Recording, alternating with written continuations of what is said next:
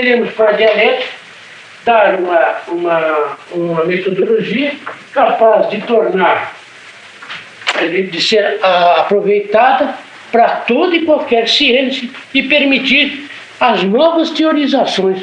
Então, nós podemos construir uma sociologia eterna, pura, como se poderia dizer uma linguagem mais comum, descobrindo as leis que regem o fato sociológico. Agora, é muito fácil. Nós agora tomemos um outro exemplo.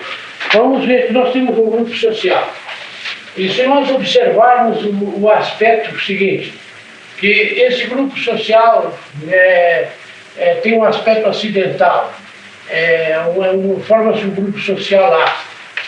Nós vemos a repetição desse grupo A, A1, A2, A3, A4, e assim sucessivamente.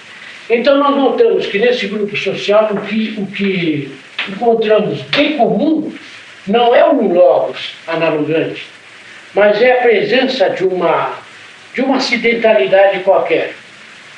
Por exemplo, que os assaltantes de São Paulo, observados em São Paulo, que os assaltantes de São Paulo, os grupos de assaltantes conhecidos, que nós conseguimos examinar, que se organizam em grupos, são compostos de rapazes de 16 a 18 anos.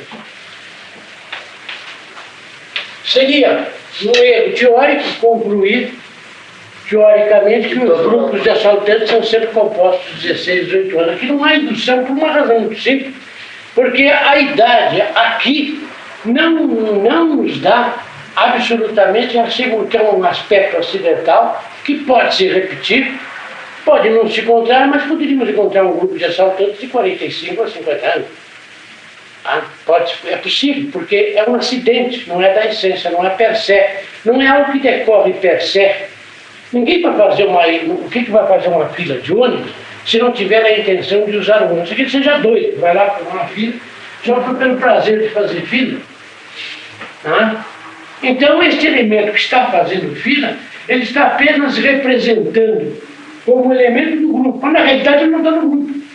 Embora esteja fisicamente na fila, ele não está no grupo porque a intencionalidade dele não é usar. Ele faz a fila e depois vai cedendo lugar para os outros, por prazer de fazer fila. O sujeito que tem a mania de fazer fila. Ele não faz parte desse grupo social, na verdade. Por quê?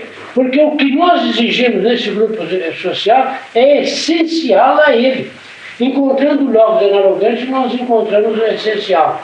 Ora, toda a teorização, vocês veem, todas que caíram, que não resistiram, foram as que se fizeram em base fundado em acidentes, pode ser.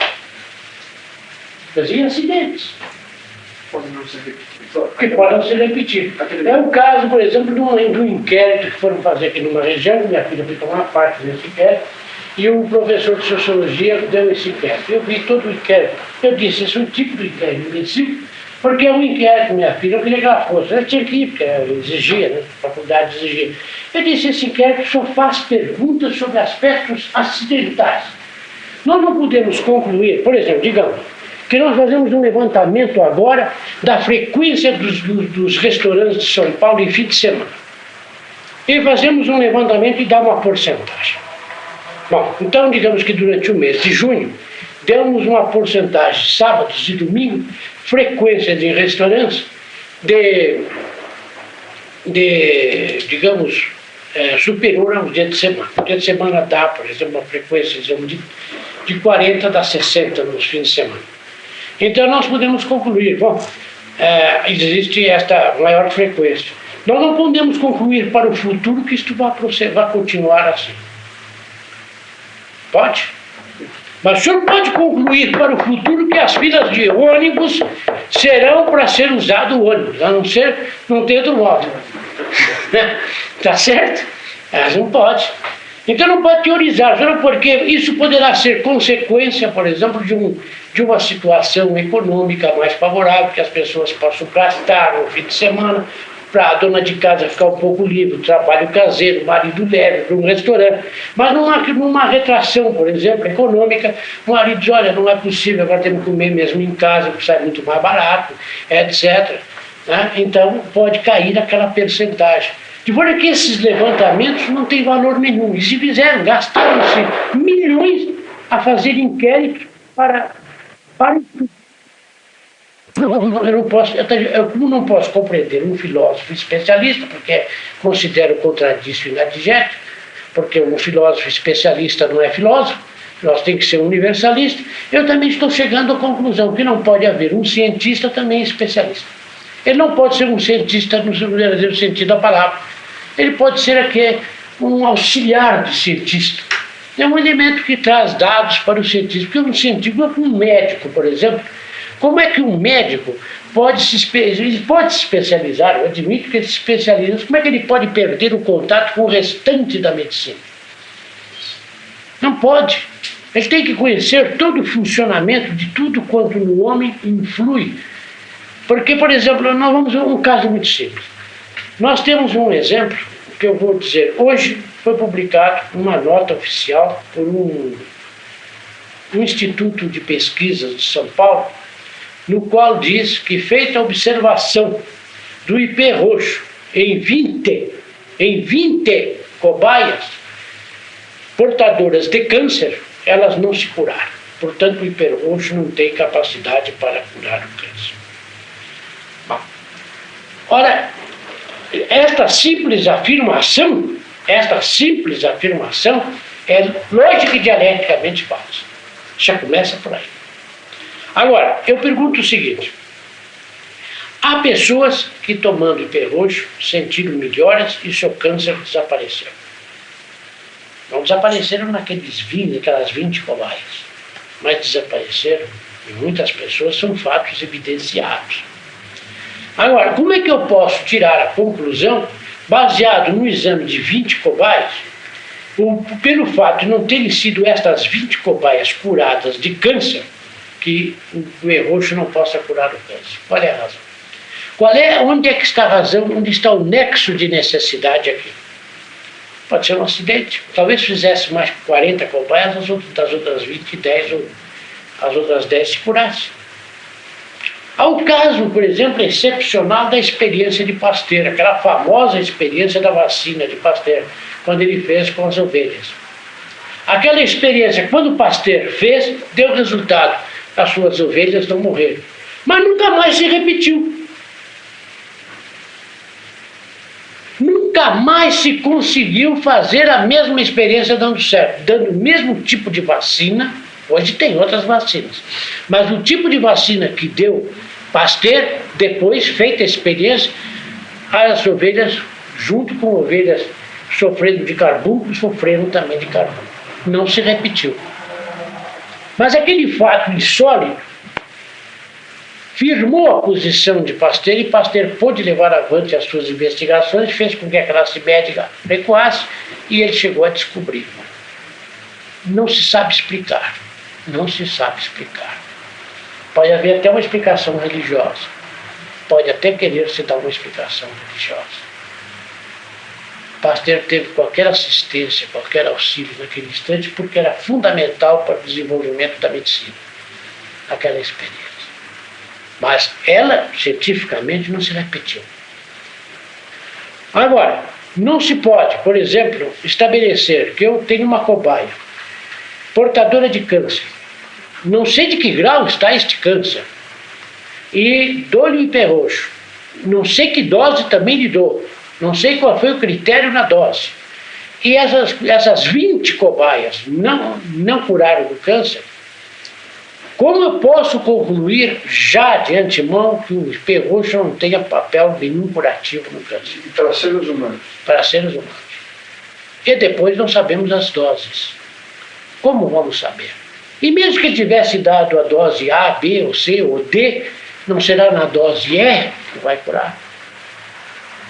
Não sabemos. Quer dizer, estas conclusões precipitadas são terríveis, mas fazem bastante estragos. Isto eu vejo que há outras intenções, eu sei que há outras intenções, é lógico. O negócio do câncer é um grande negócio, não interessa o roxo curar câncer, porque isso prejudica muitos interesses sagrados. mas as conclusões são tiradas precipitadas. A teorização feita precipitada é que dá esses resultados. Como se fez uma teorização no referente à poliomielite. O caminho é pelo sangue. A infecção se dá no sangue. Pronto. Toda pesquisa tinha que ser feita no sangue. Acabou. Veio o SOC, primeiro que fez a pesquisa. Ele foi lá para trabalhar na pesquisa da poliomielite. A senhora que dirigiu o laboratório disse: o senhor SOC, o senhor pode pesquisar, o que o senhor pretende fazer? Bom, eu vou pesquisar por contágio pela pele, pela medicina, ou pela alimentação. Não adianta o senhor fazer essas pesquisas, porque tudo isso já está superado e é só neste campo que o senhor tem que fazer. Mas eu, quando fui contratado sobre um critério de ter liberdade de pesquisar. Mas o senhor vai me dar licença de eu pesquisar a meu modo. Mas o senhor vai perder o seu tempo. Mas eu quero pesquisar por esse outro caminho, esse caminho abandonado. Bom, então acabou, porque ele era mais um aspecto mais de burocracia. Disse: bom, o senhor faz o que o senhor quiser para não me incomodar, não me aborrecer. E ele foi pelo caminho considerado indevido e achou a solução. E achou a solução. O que prova, então, que a teorização sobre a poliomielite tinha sido precipitada. Nós não estamos ainda estudando a função da dialética nas teorias científicas. Nós vamos estudar mais adiante. Então vamos ver como se deve teorizar, como é que se vai teorizar, como é que se vão colocar os fatos e até onde nos cabe a teorização e onde não nos cabe. Onde nós apenas podemos estabelecer leis estatísticas, note-se bem, porque onde houver a teorização perfeita não há leis estatísticas. Há leis incomutáveis, mas leis estatísticas que podem, portanto, sofrer modificações, podem sofrer percentagens, aumento, diminuição, mas nós vamos verificar sempre que se trata de quanto se observa sobre os aspectos acidentais que podem modificar-se. Ora, se nós chegássemos a partir do ponto de vista da colocação do povo brasileiro para provar a sua inaptidão, por exemplo, a sociedade moderna, que é uma sociedade industrializada, que este povo não tem possibilidade de passar do estágio em que ele está primitivo, de um agrarismo, ainda bem recuado, para uma sociedade industrializada, nós não podemos nos basear nos aspectos acidentais dessa dificuldade. Teríamos que nos basear em impossibilidades com fundamento per se e não per accident.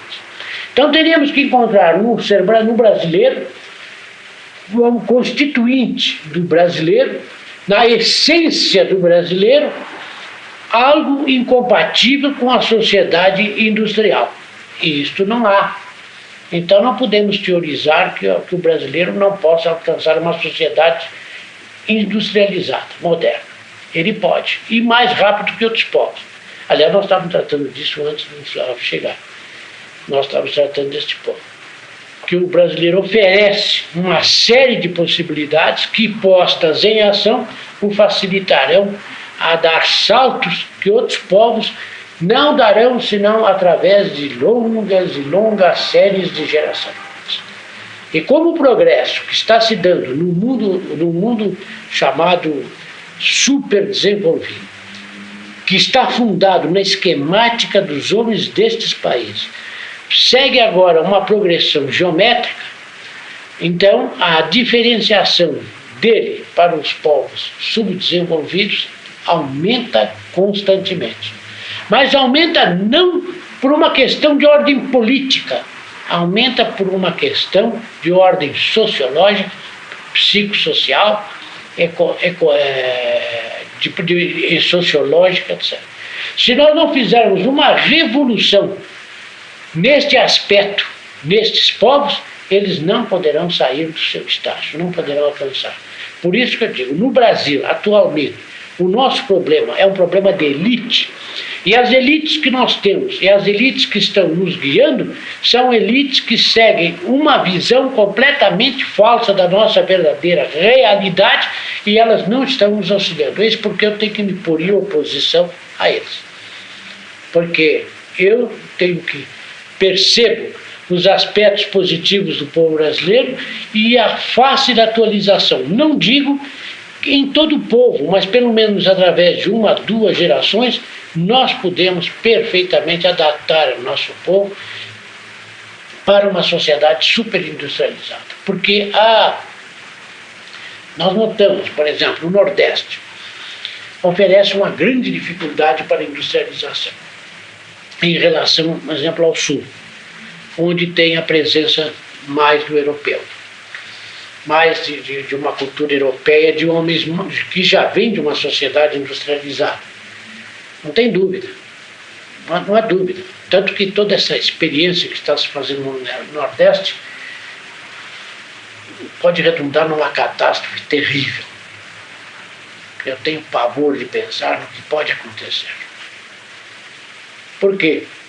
Porque não se transforma onde há a presença de raças que não têm uma tradição industrial para adaptar-se a uma sociedade complexa, industrial, de uma economia tão complexa como a nossa, que nós já podemos viver aqui. Então, o Nordeste necessitaria de uma preparação. O trabalho da Sudene, no início, teria que ser preparatório. Foi onde eu me opus desde o início ao plano do senhor Celso Furtado.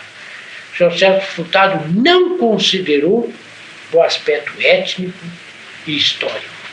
Mudança de atitude, né? Hein? Mudança de atitude. Agora, eu considero, no caso brasileiro, que nós temos que trabalhar pela formação de uma elite, uma nova elite, uma outra mentalidade. E não essa que está aí. Essa tem que combater. Por hoje, então,